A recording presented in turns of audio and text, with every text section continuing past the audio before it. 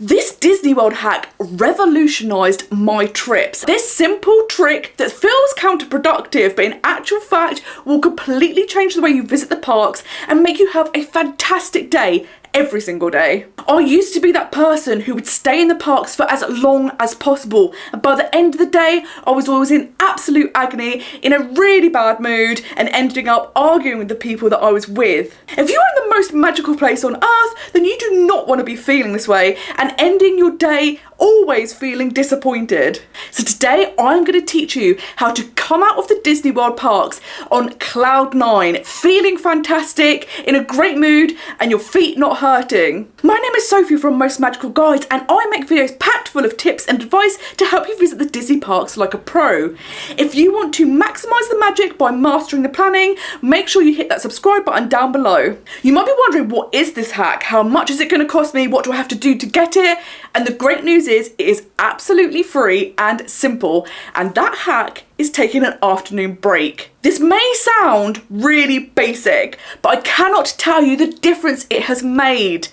Obviously, we're used to families having an afternoon break because their kids need a nap or just some downtime. But if you are adults visiting the parks as well, this is going to make you have the best trip ever. I always believed that you needed to be in the park for as long as possible to get the most out of your day, and if you took any time out you'd be missing out, and I could not have been more wrong. My last Disney World trip, I wasn't planning on doing this, but I ended up being forced to after developing plantar fasciitis. This is a foot condition which is super painful, and it's exacerbated by a lot of walking, which of course you do at Disney World. So because of this, I had to start planning breaks in my day, and oh my gosh, my trip was the best I've ever had because of it. So I'm going to let you know all of the reasons why you absolutely need to try this during your next trip to Disney World. So as I just mentioned, of course, you do tons and tons and tons of walking at Disney World. If you do 20,000 steps a day, that's probably a light day. And of course, for a lot of people, this is not typical. A lot of us now work in office jobs, things like that, so we aren't on our feet all day long. And even when you're not walking, you're standing in queues, so your feet are being used all the time, and this causes a lot of pain.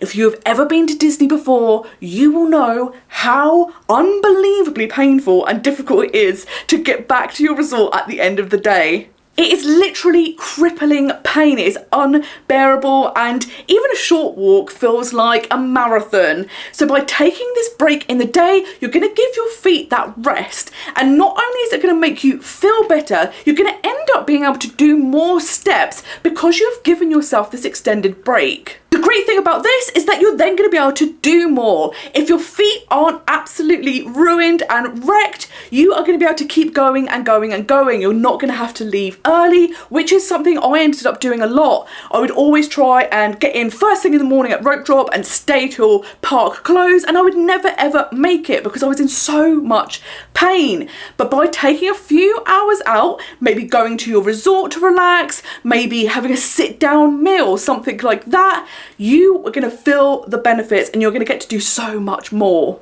And of course, if you are in pain, you aren't in your best mood, and this is something I found a lot. By the end of the day, I was just over it. I was ready to leave, the magic was gone, and when I visited with other people, it was so easy to start sniping at each other. You'd have like these little rows just because you're in pain, you're tired, you're not feeling great. But if you take this rest in the afternoon, the difference is huge. You get to stay in that Disney magical, happy, joyful feeling all day long, and this not only gets you a better trip, you're feeling good in yourself, but if you're traveling with other people, you all just get along much better. Another reason why taking a break is good, so that you can prevent things like plantar fasciitis and Disney rash.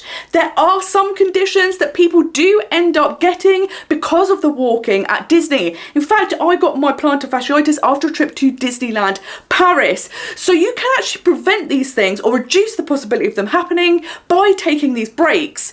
You're going to be doing a lot of walking, and taking a midday break does not mean you walk less, but what it means is because you're walking in smaller chunks but but then giving your body and feet a rest. You get to recover, and then you can keep going and be comfortable. You're not going to keep triggering these things and irritating everything in your foot that could lead to one of these conditions. So you're going to be in a great mood, you're going to get more done, and you're going to feel comfortable and avoid these conditions, which is fantastic. Who wouldn't want this? Another great thing about taking an afternoon break is if you do pop back to your hotel, you can always change into different shoes. If you are having problems with your shoes or they're not particularly comfy, or you like to switch out your shoes, then this is the perfect time to do it. I always take some trainers with me to Disney, but I also take things like Crocs and Teva sandals, and throughout the trip I alternate. During my last trip, in the afternoons we were getting a lot of rain, and trainers are not the one. Once they get wet, they take days to dry, even in the Florida heat, and it is awful. So what I would do is start off the day in trainers, be super comfy. In the afternoon I would switch into my Tevas. Because these are sandals with straps, I could wear them in the rain with no problem. My feet weren't going to slide about, they were super comfy, and they dried super fast. So with its unpredictable weather,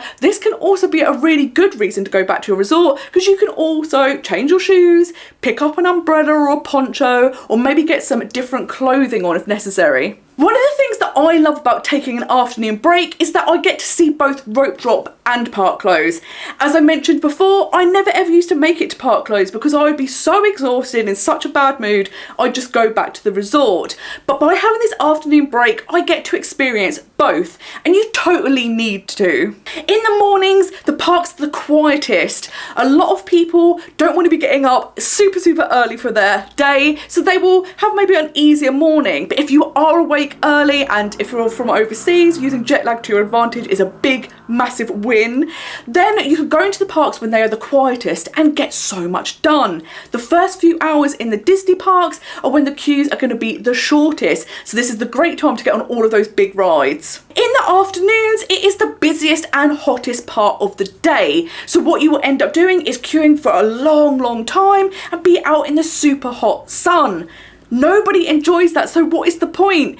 Go back after lunch to your resort, maybe go to a water park, go swimming in the resort pool, or just have a sit down meal, something where you are going to be able to relax but still be in the Disney bubble, but you're going to be able to get out and away from those crowds and that sun. And really the afternoon is a bit of a waste of time in my opinion, because it is so busy and so hot. So if you could skip over this, give your body a rest, replenish, give yourself energy, and then head back into the parks at night time, you're going to have a much better day and fit so much in.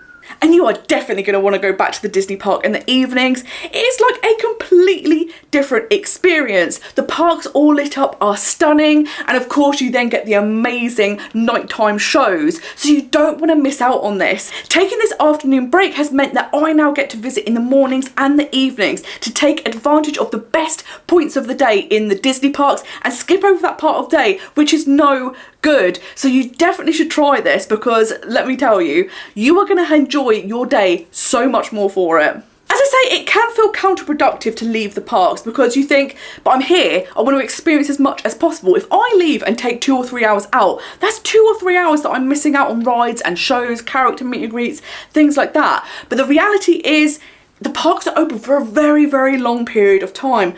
Rope drop to park close is a huge amount of hours, and it's really difficult for almost anyone to get through that day after day after day and still be enjoying their trip. So taking a few hours out of your day ironically ends up allowing you to fit much more in. And because you're missing out on that super busy part of the day where you're just going to be stood in super long queues, you do fit more in. If you go in the afternoon and you only fit 1 or 2 rides in because the queues are so long, and then you go back to your room because your feet are hurting, you're missing out on the evening where maybe you could do 5, 6, 7 rides in the same time period.